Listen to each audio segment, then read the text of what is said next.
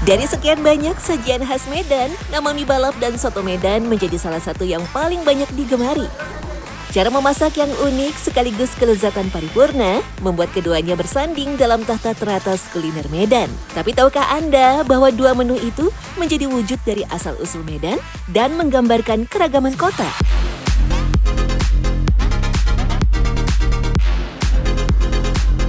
Elemen yang paling membedakan soto Medan dari soto-soto daerah lain adalah kuahnya yang kental, kuning, dan sangat kaya rempah layaknya kari.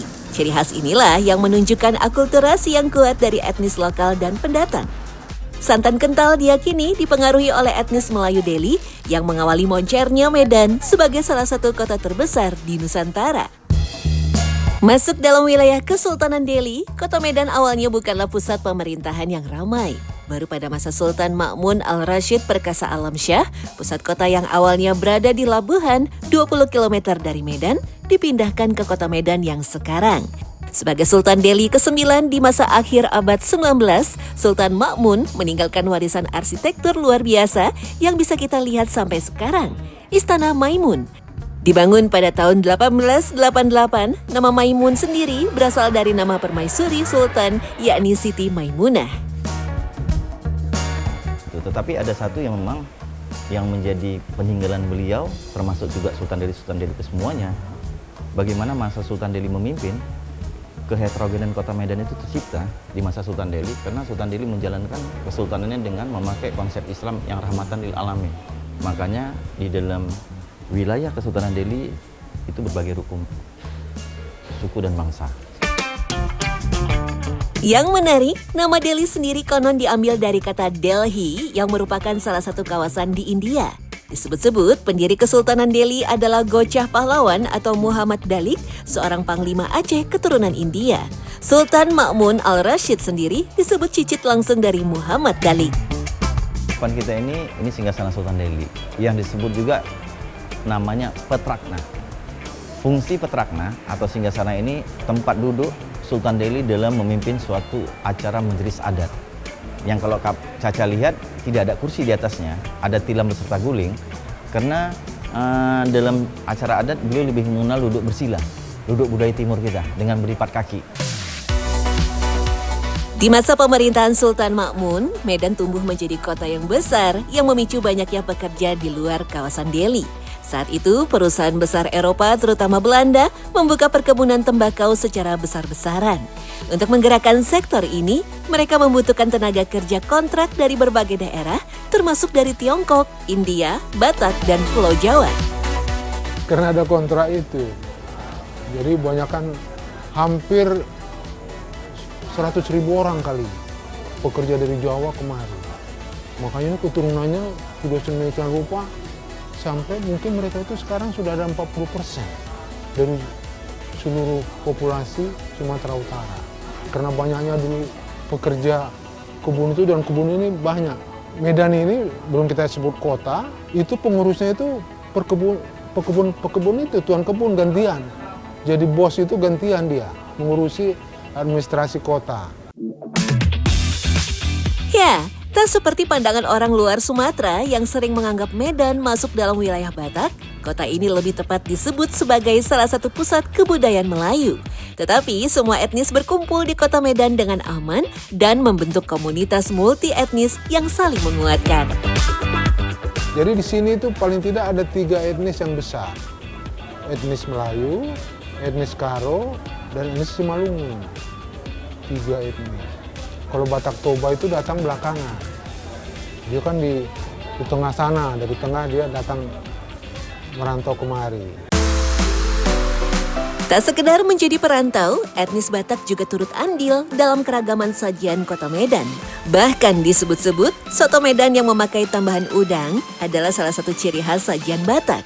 Menariknya, dalam berbagai jurnal disebut, migrasi etnis ke kota Medan punya ciri khas tersendiri. Perantau Batak biasanya mencari peluang di bidang jasa dan pendidikan, sementara pendatang dari India ditempatkan di bidang keamanan dan pekerja karet.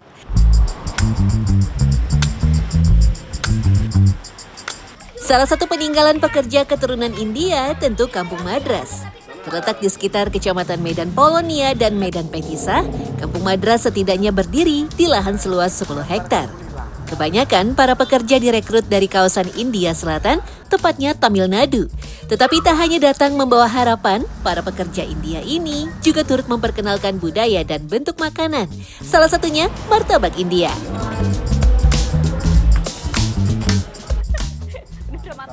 Nah, di sini kan ada martabak Mesir juga tuh Ada. ya. Bedanya sebenarnya apa tuh martabak India sama Martabak martabak Mesir Mesir? campur daging ayam sedikit, dibungkus dalam dia telur dagingnya. Oh iya, berarti ada tambahan, yang beda ini tambahan si daging ayam. Sama Oke. dibungkus di dalam Oh, di luarnya ada tepung. tepung kulit itu tadi Iya. ya? Martabak India sering disebut sebagai martabak telur kari karena disajikan dengan kuah kari yang khas. Kari khas Tamil India Selatan biasanya memiliki karakteristik yang lebih cair dan pedas. Sebenarnya yang bikin spesial, kenapa disebut kari India? Apa rempah Rempah-rempah utamanya banyak lah. tuh? Cengkeh, kayu manis, bunga lawang, Aromatik semua ya? Iya. Terus dia pakai daun kari itu yang daun paling penting kari, ya? daun kari. Daun kari. Terus yang bikin bisa kuahnya lebih merah ini apa nih? Bumbu campur. Cabe Iya, kering ya? cabe Kalau kering nggak lah. salah ya, cabe kering ya yang Kering, bikin merah ketumbar, gitu iya. ya? Ketumbar. Dulu, kawasan ini dikenal sebagai Kampung Keling, sebuah nama yang saat itu umum digunakan untuk menyebut keturunan India. Seiring waktu dan kesadaran akan pentingnya penyebutan yang lebih etis, nama Keling diubah menjadi Kampung Madras, mengacu pada kota asal warga keturunan India. Sebagai salah satu menu utama, warga Kampung Madras sangat bangga akan kari kambingnya.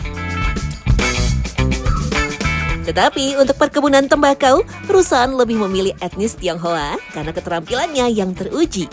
Setelah masa perkebunan berakhir, etnis Tionghoa banyak menetap dan mengembangkan sektor perdagangan.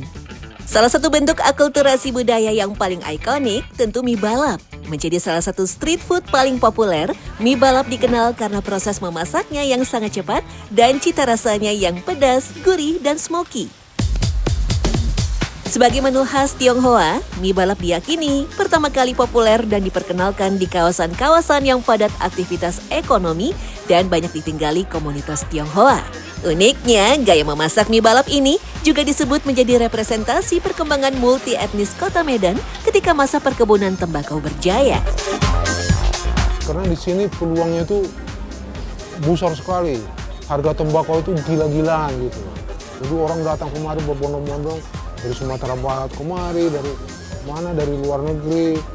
Sehingga di sini itu orang jadi progresif, artinya nah, jadi kalau enggak, kalau Meleng kalah gitulah kira-kira. Jadi makanya dia karakternya berubah. Sebenarnya Melayu itu karakternya lembut dan mereka tidak progresif. Tak hanya membaur dengan suku lain, etnis Tionghoa juga sukses dalam mengembangkan usaha di kota Medan. Salah satu nama yang paling masyhur tentu Chong Afi. Merantau ke Medan sejak usia 18 tahun, Chong Afi berhasil menjadi salah satu saudagar paling kaya saat itu dengan mengembangkan usaha yang sama dengan Belanda, yakni tembakau. Salah satu bangunan yang menjadi bukti sahih kekayaan Chong Afi tentu rumah pribadi yang kini dijadikan museum. Dengan luas 8.000 meter, 2 lantai dan 35 kamar, rumah ini memadukan gaya Tionghoa, Melayu, dan Eropa. Luas ya kak? Iya, Ini cantik tempat apa ya juga. kak? Jadi ini dulunya ballroom kak, kayak dancing hall-nya gitu. Dancing hall. Jadi kayak mereka party di sini ya, pesta dansa, gitu. Oke. Terus kak ini bangunannya memang lama ya? Dari dulu memang seperti Iya, ini? dari dulu seperti ini. Terus kakak bisa lihat juga ceilingnya itu ada seperti lukis-lukisan gitu. Itu juga masih original, dari kayu. Lahir pada 1860, Chong Afi dikenal pandai bergaul dengan segala kalangan dan pintar berbahasa Melayu. Ia sering menjadi penengah jika terjadi perdebatan antara orang Tionghoa dengan etnis lain. Toleransi dalam diri Chong Afi juga tinggi dan bisa dilihat dari jejak bangunan yang pernah ia bangun pada masanya. Jadi beliau itu terkenal dengan toleransinya yang sangat tinggi karena beliau itu sendiri ada bangun beberapa masjid Salah satunya itu ada Masjid Lama Gang Bengkok di Medan ini masih ada beliau yang bangun. Kemudian ada beliau membangun kelenteng begitu, kontribusi dalam pembangunan gereja juga, dan sering bersedekah gitu Kak. Jadi dia terkenal dermawan, toleransinya tinggi juga. Bahkan Chong Afi juga turut serta mendanai pembangunan Masjid Raya Al-Mashun yang dulu menjadi bagian dari Istana Maimun. Ketika wafat pada 1921, ribuan orang datang untuk melayat sekaligus menjadi bukti kedekatan Chong Afi dengan masyarakat.